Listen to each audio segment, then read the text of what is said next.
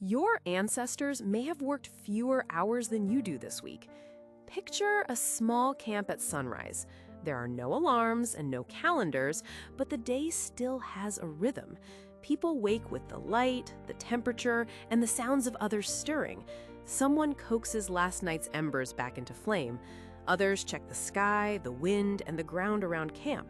The first task isn't rushing out the door, it's quietly deciding, together, what today needs. After that, small groups split off. Some head toward familiar patches of plants, others follow tracks or move toward water where animals pass. This isn't random wandering, it's practiced knowledge, built over years. Studies of modern foraging societies suggest that, in many environments, actively getting food often took only a few hours a day, not because life was easy, but because people knew exactly where to go, what to collect, and when to stop. Gathering usually supplied most daily calories. Tubers, fruits, nuts, seeds, and honey were reliable and predictable. Hunting mattered too, especially for fat and protein, but it wasn't constant drama. A successful hunt was a bonus, shared widely, not a daily requirement for survival. Walking filled much of the day, but it wasn't framed as exercise or labor. It was simply how life moved through the landscape. By late morning or midday, many people were back in or near camp.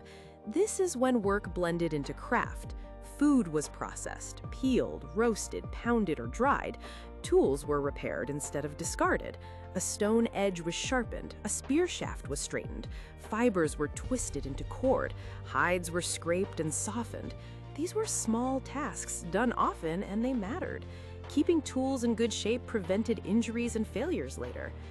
The rest went to making tools, fixing shelter, and tending the group. None of this happened in isolation.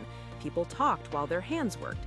Advice was offered casually. Skills were visible, not hidden behind doors or screens. Productivity wasn't measured by output charts. It was measured by whether the group was ready for tomorrow. Children were everywhere. They played in mixed ages, copying adult actions and games that doubled this practice. Childcare and learning were shared across the whole band, not isolated to one home. Babies were passed from arm to arm. Older children watched, tried, failed, and tried again. Elders taught without formal lessons, guiding a hand or correcting a grip at the right moment. What looks like free time to us was actually the social engine of survival.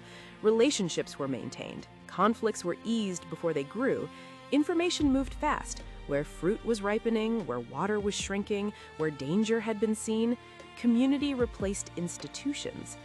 As the sun dropped, people returned with whatever the day had offered. Food was divided according to rules everyone understood. Cooking brought everyone close again.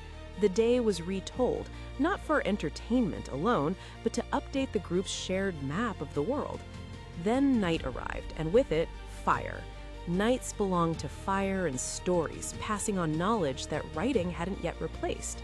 Fire made darkness safer and longer.